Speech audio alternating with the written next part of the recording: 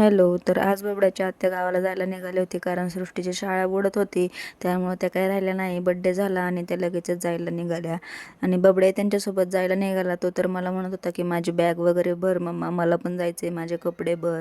त्याला अजून काही एवढं कळत नाही, पण ह्यावेळेस त्याने जास्त येड्यावानी केलं नाही ना, तर दरवेळेस असं मागं लागत असतो. पण त्याला यावेळेस बड्डेसाठी सायकल वगैरे पण आलेली होती आणि बूट वगैरे आणले होते. त्यामुळे मग तो त्यांना छान असं बाय बाय वगैरे केलं. आणि त्यानंतर मग वरती आल्यानंतर त्याला छान असा शिरा वगैरे केला होता मी नाश्त्यासाठी. आणि आज सासू सासरे पण घरीच होते, ते पण त्यांना पण कंटाळा आला होता, त्यामुळे ते पण काही गेले नाही कामावरती. मग भाऊजी गेले होते सोडवायला, तर मग भाऊजी तसेच धंद्यावरती जाणार होते, त्यामुळे त्यांना डबा वगैरे पण करून दिला. आणि बबड्याला लगेचच शिरा वगैरे चारून घेतला. आणि त्यानंतर दुपारी बबड्याचा मित्र आला होता, तर बबड्या त्याच्यासोबत छान असं खेळत होता. आणि त्याला असं लहान मूल कुणी घरी आलं तर त्याला खूप जास्त आनंद होतो.